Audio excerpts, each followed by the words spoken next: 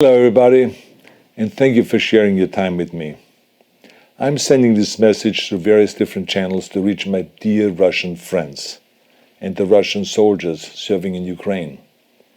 I'm speaking to you today because there are things that are going on in the world that are being kept from you, terrible things that you should know about. But before I talk about the harsh realities, let me just tell you about the Russian who became my hero. In 1961, when I was 14 years old, a very good friend of mine invited me to come to Vienna and to watch the World Weightlifting Championships. I was in the audience when Yuri Petrovich Vlasov won the World Championship title, becoming the first human being to lift 200 kilograms over his head. And somehow a friend of mine got me backstage.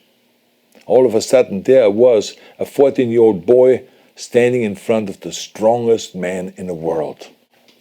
I couldn't believe it. He reached out to shake my hand. I still had a boy's hand. He had this powerful man's hand that swallowed mine. But he was kind, and he smiled at me. I would never forget that day. Never.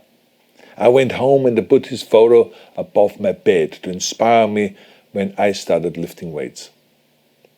My father told me to take down that picture and to find a German or an Austrian hero.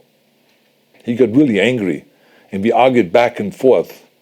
He didn't like Russians because of his experience in the Second World War. You see, he was injured at Leningrad, where the Nazi army that he was part of did vicious harm to the great city and to its brave people. But I did not take the photograph down, no, because it didn't matter to me what flag Yuri Vlasov carried.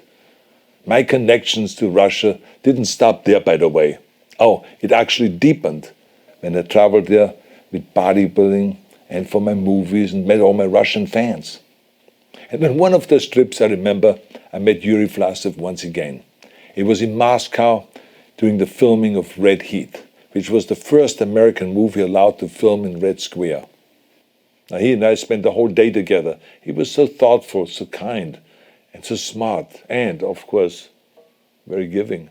He gave me this beautiful blue coffee cup. And ever since then, I've been drinking my coffee out of every morning. Now, the reason why I'm telling you all of those things is that ever since I was 14 years old, I've had nothing but affections and respect for the people of Russia. The strength and the heart of the Russian people have always inspired me. And that is why I hope that you will let me tell you the truth about the war in Ukraine and what is happening there. No one likes to hear something critical of the government, I understand that. But as a longtime friend of the Russian people, I hope that you will hear what I have to say. And may I remind you that I speak with the same heartfelt concern as I spoke to the American people when there was an attempted insurrection on January 6th last year, when a wild crowd was storming the US Capitol, trying to overthrow our government. You see, there are moments like this that are so wrong, and then we have to speak up. And it's exactly the same with your government. I know that your government has told you that this is a war to denazify Ukraine. Denazify Ukraine? This is not true. Ukraine is a country with a Jewish president, I might add, whose father's 3 brothers were all murdered by the Nazis. You see, Ukraine did not start this war. Neither did nationalists or Nazis. Those in power in the Kremlin started this war. This is not the Russian people's war. No. As a matter of fact, let me tell you, what you should know is that 141 nations at the UN voted that Russia was the aggressor and called for it to remove its troops immediately. Only 4 countries in the entire world voted with Russia. That is a fact.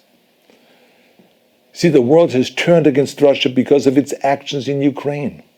Whole city blocks have been flattened by Russian artillery and bombs, including a children's hospital and a maternity hospital. 3 million Ukrainian refugees, mainly women, children, and elderly, fled their country, and many more are trying to seek to get out. It is a humanitarian crisis. Because of its brutality, Russia is now isolated from the society of nations.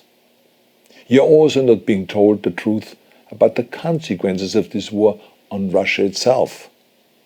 I regret to tell you that thousands of Russian soldiers that have been killed.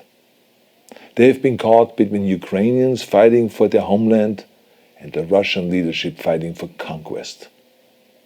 Massive amounts of Russian equipment have been destroyed or abandoned. The destruction that Russian bombs are raining down upon innocent civilians has so outraged the world that the strongest global economic sanctions ever taken have been imposed on your country. Those who don't deserve it on both sides of the war will suffer.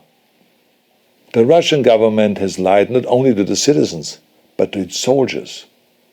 Some of the soldiers were told they were going to fight Nazis. Some were told that the Ukrainian people would greet them like heroes, and some were told that they were simply going on exercise. They didn't even know that they were going into war. And some were told that they were there to protect ethnic Russians in Ukraine. None of this is true. The fact is that Russian soldiers have faced fierce resistance from the Ukrainians who want to protect their families and their country. When I see babies being pulled out of ruins, I think that I'm watching a documentary about the horrors of the Second World War, not the news of the day. Now let me tell you, when my father arrived in Leningrad, he was all pumped up on the lies of his government. And when he left Leningrad, he was broken, physically and mentally. He lived the rest of his life in pain. Pain from a broken back, pain from the shrapnel that always reminded him of these terrible years, and pain from the guilt that he felt. To the Russian soldiers listening to this broadcast, you already know much of the truth that I've been speaking. You have seen it with your own eyes. I don't want you to be broken like my father. This is not the war to defend Russia that your grandfathers or your great-grandfathers fought. This is an illegal war.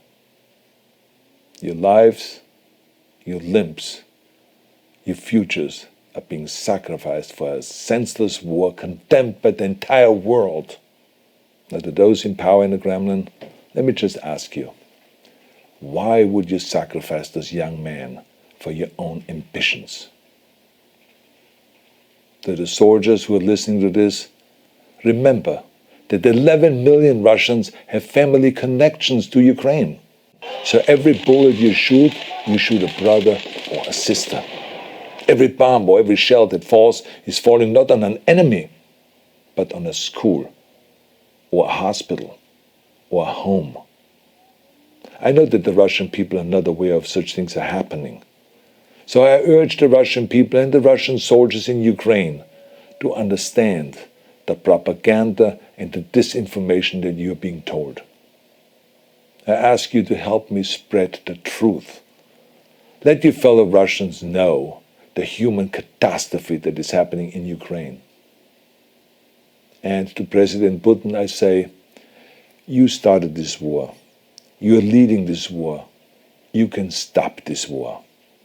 Now, let me close with a message to all of the Russians who have been protesting on the streets against the invasion of Ukraine. The world has seen your bravery. We know that you have suffered the consequences of your courage. You have been arrested, you have been jailed, and you have been beaten. You are my new heroes. You have the strength of Yuri Petrovich Vlasov. You have the true heart of Russia. My dear Russian friends, may God bless you all.